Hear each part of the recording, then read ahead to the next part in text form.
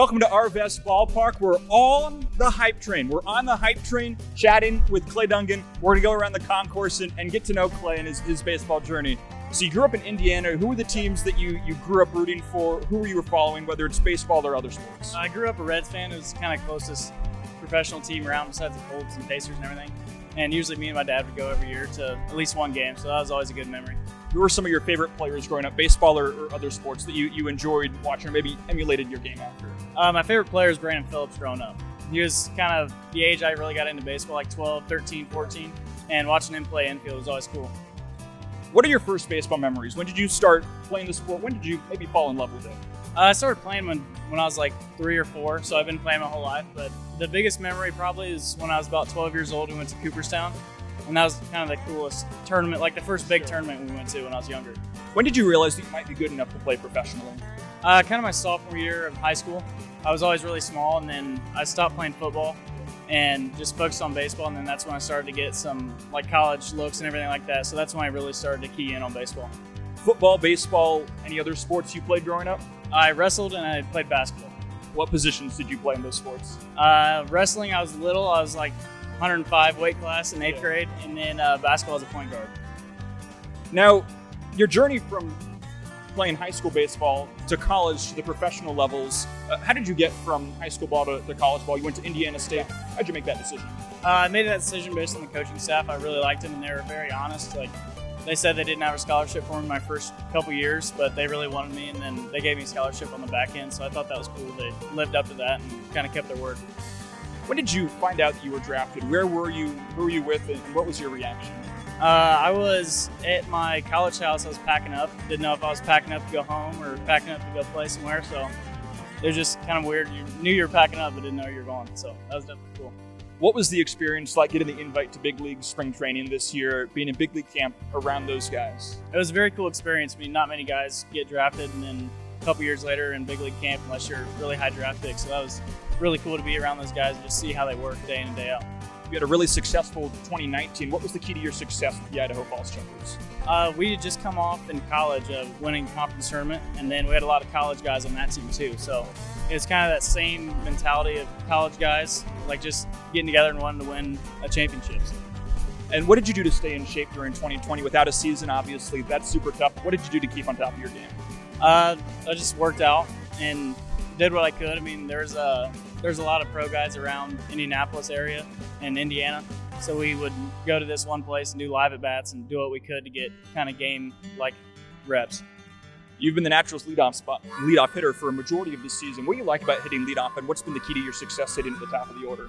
I like leading off just because I can set the tone for the team, and it seems like if I square a ball up my first at bat, then usually in that first inning we get something rolling. So it's nice to get out there and set the tone for everybody. You've played 3 different infield positions, largely second base and shortstop. You've spent some time at third as well. What's the difference between those positions? Maybe where are you the most comfortable? Really not the most comfortable anywhere. I mean, now second, I guess, just because I played there so much.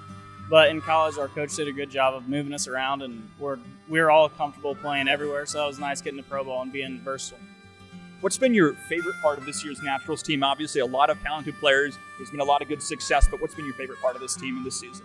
I think my favorite part is just we've had a lot of guys in and out the whole time, and we get hot, and then some guys get called up, and then we got new guys coming in. There's that period that we're kind of still meshed together, but it's really been special that we've kind of kept the success going with a lot of new faces. We're about halfway around the concourse now. We're behind center field. Are you ready for some rapid-fire questions? Yeah, let's do it. What's your favorite color? Blue. Favorite emoji?